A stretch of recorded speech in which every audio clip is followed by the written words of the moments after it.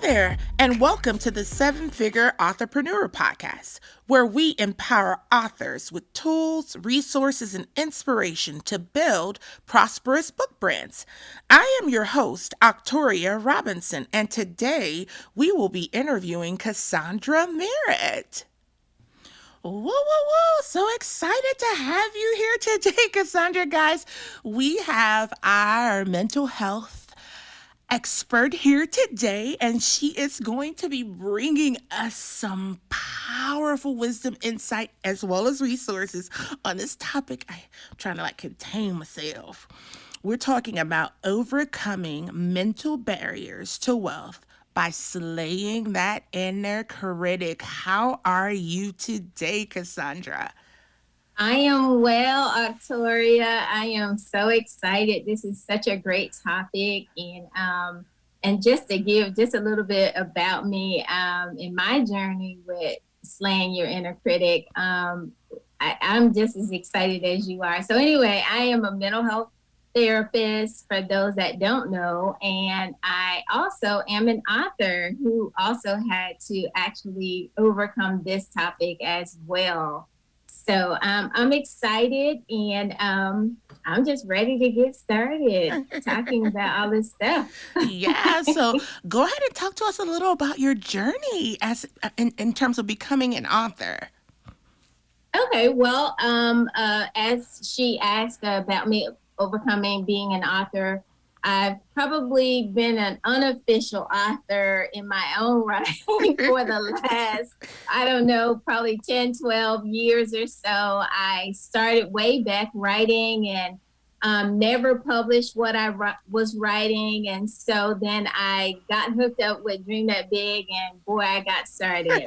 And so I will tell you guys that as we continue on with the inner critic, it was a big part of why I did not get my stories published, because I was struggling with those inner voices and those inner things. And so it took me quite some time. And I would say my oldest child is 20 plus years old. And that's pretty much about how long it took me to actually get started. But when I got started, it was such an amazing experience. And so I'm so grateful for Dreaming That Big, and being able to master some of the skills that we're going to talk about today.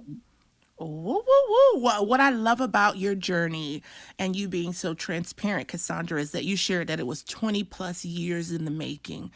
Guys, I hope as you're hearing Cassandra just explore this topic that you know that it doesn't matter how long you've had that idea, that dream, that desire of becoming a published author, it's never too late. So, Cassandra, let's dive into what is an inner critic.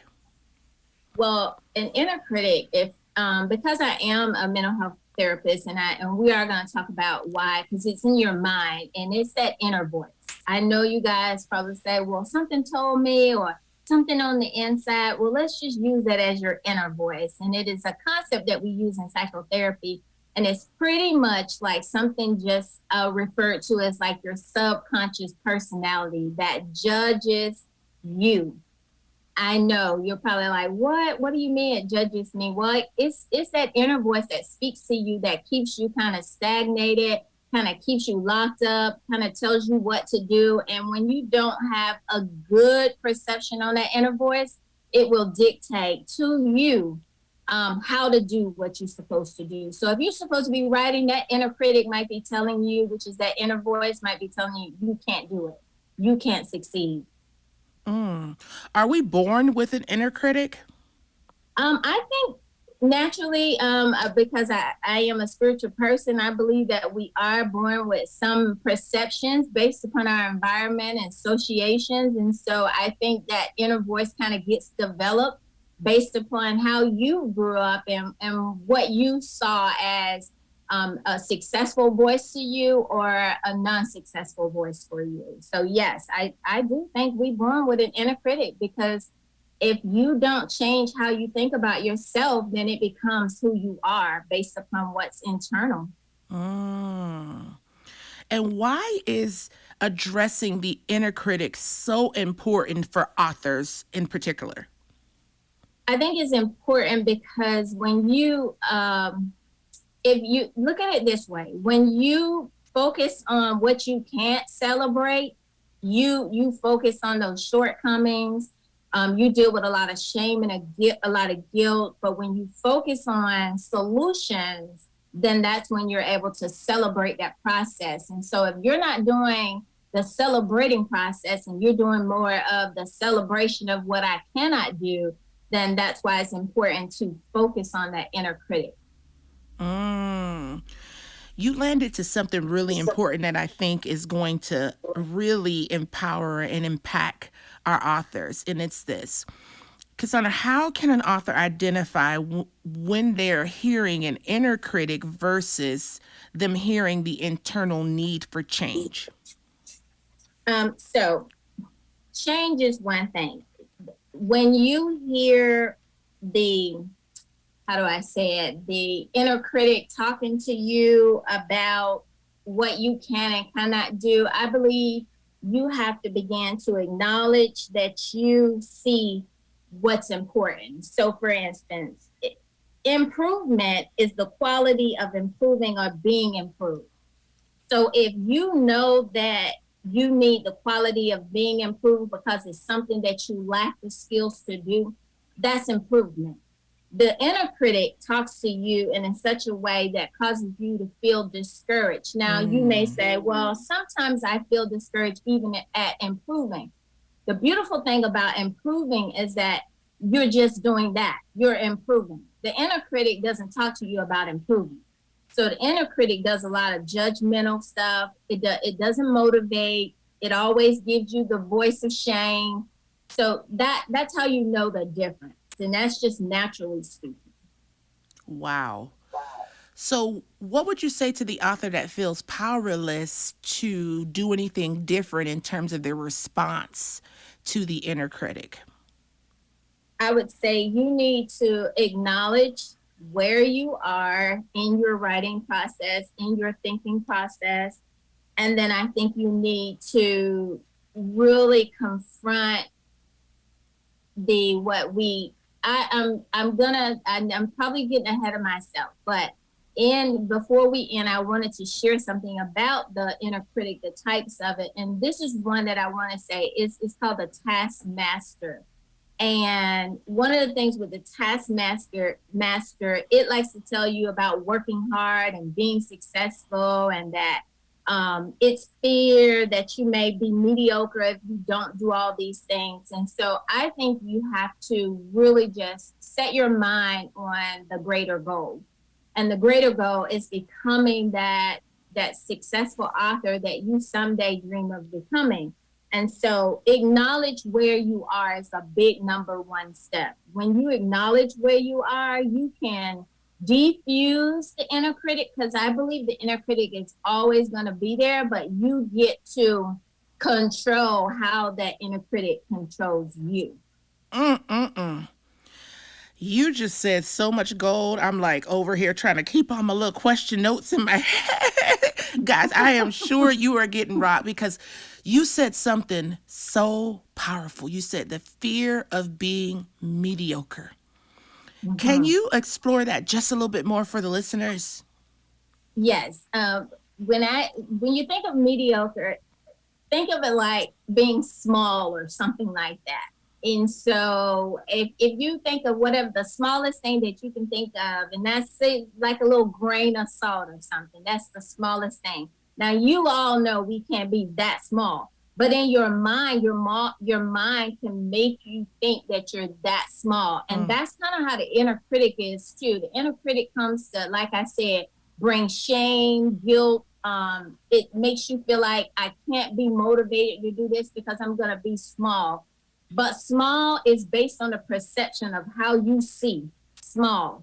So again, the scripture tells us, do not despise small beginnings. And so when you think about that, those of you that read scripture, think about a small beginning can be a grain of salt. But again, that grain of salt can become many grains of salt. And so you have to just keep pressing past that, keep pushing past those things. And remember, celebrate the solution focus versus celebrating the shortcomings. That may be a new revelatory thought. How do you celebrate a solution you haven't experienced? Well, it starts by replacing what you knew as non-motivated particular things, and that you may say, I don't know, you probably one of those people that focus on the small stuff. But if you take the focusing on the small stuff and make it something that can be solution focused by doing something, celebrate every day little steps that you make that turns into bigger steps. So it's one step at a time. Don't it's not complicated. Don't Mm-hmm. confuse it. One step at a time. So if you got up today and you took 5 minutes to look at your stuff, celebrate that 5 minutes that you looked at whatever it was that you were writing. Mm. Are you trying to tell me that celebration is a key to overcoming the inner critic? I believe it is. I believe it starts by celebrating and focusing on solutions. And yet, you asked it earlier. Well, how do someone create a solution? Well, I got six little. I got. Well, I'm gonna say I got like four little things that I want to leave you Well, go ahead and drop it on us. with. So the first one would be to acknowledge. Get up in the morning, acknowledge where you are with your writing and your inner critic when it's talking to you, acknowledge it. And you say, what do I have to acknowledge? If it's talking to you negatively, acknowledge that those are not your thoughts, and those thoughts are coming from a distorted place, and that your thoughts are that I am an overcomer, I can do this, and I can take 3 to 4 minutes to write a day. And then start writing. Well, I don't know where to start. I don't know what to say. I won't talk too much, but I remember someone on this line telling me, just start where you are. It doesn't, even if it doesn't make sense, just start writing. And then I need you to call things into order.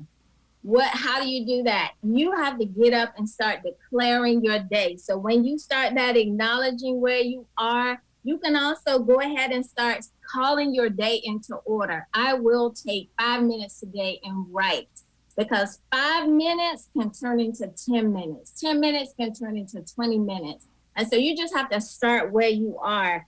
And that's some things that I say. Acknowledge, start writing, and call things into order. Wow, wow, wow, wow. You guys heard it. We are talking about creating wealth as an entrepreneur by slaying that inner critic. So I just want to make sure it's like black and white plain. Are you saying that it is possible for an author to overcome the inner critic that stopped them from producing what they desire? Absolutely. Absolutely is what I'm saying. And I don't want you guys to walk away thinking that we're saying here at Dream That Big that it's nothing else, because it could be. But one of the things that I know about my experience, it was an inner critic. And the inner critic is seemed to have been the most powerful thing in my life that have helped me from celebrating my progress. And as I told you guys, it took me 20 plus years to get those short stories out, but they're out. And even every day, still, I have to overcome that inner critic, because, like I said to you, because we're always going to have our inner voice, but our inner voice doesn't always have to be the critic. Mm-hmm. And so you can master that by getting up and celebrating your progress one step at a time, and remembering to acknowledge, start writing, and calling those things into order. It'll happen for you. I just want to make sure I missed the bus, but when you said something, it just clicked to me that you're literally empowering us with tools to transform that inner critic into an inner cheerleader. Yes, absolutely. Celebrate, celebrate.